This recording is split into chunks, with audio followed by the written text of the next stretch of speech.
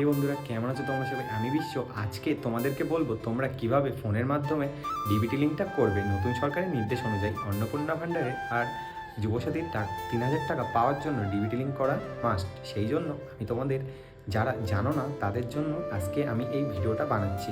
সবার প্রথম তোমরা তোমাদের মোবাইলে ক্রোম ব্রাউজারটা খুলে নেবে। খোলার পরে এখানে যে সার্চ করবে UIDAI, এই ওয়েবসাইটটা তোমরা সার্চ করে নেবে। নেওয়ার পরে নিচের দিকে যাবে, দেখবে নিচের দিকে এখানে আধার আপডেট সার্ভিস বলে আছে, এটার পরে ক্লিক করবে। আমার নেটওয়ার্কটা একটু স্লো, সেই জন্য সমস্যা হচ্ছে। তারপরে তোমরা নিচের দিকে যাবে, ক্লিক করার পরে তোমরা নিচের দিকে যেয়ে দেখবে যেখানে আধার আপডেট হিস্টোরি বলে আছে, আধার আপডেট হিস্টোরি, এটার পরে ক্লিক করবে। এটার পরে ক্লিক করার পরে একটু লোডিং হবে। লোডিং হওয়ার পরে এখানে লগ ইন বলে দেখাবে, তখন তোমরা এই লগ ইনের পরে ক্লিক করবে।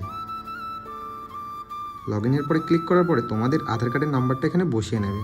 আমি আমার আধার কার্ডের নাম্বারটা বসিয়ে এই ক্যাপচারটা ফিল করে নিই।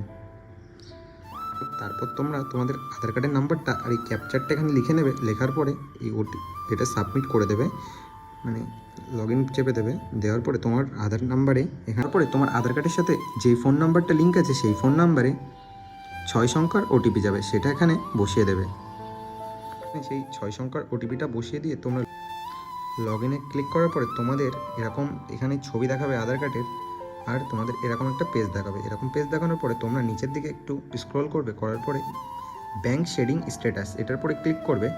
তারপরে তোমরা দেখতেই পারবে এখানে তোমাদের কোন ব্যাংকের সাথে তোমার আধার কার্ড লিঙ্ক করা আছে, মানে এই ব্যাংকটার সাথে তোমার ডিবিটি লিঙ্ক করা রয়েছে। আর যদি তোমরা এই ডিবিটি লিঙ্কটা চেঞ্জ করাতে চাও, তাহলে আমি তোমাদেরকে অন্য একটা ভিডিওতে বিস্তারিত জানিয়ে দেবো। তোমরা এই ভিডিওটা সবার কাছে শেয়ার করে দাও, যারা এখনও পর্যন্ত ডিবিটি লিঙ্ক চেক করতে পারে না তাদের কাছে। ঠিক আছে বন্ধুরা, ভালো থেকো। দেখা হবে আবার কোনো নতুন ভিডিওতে। টাটা।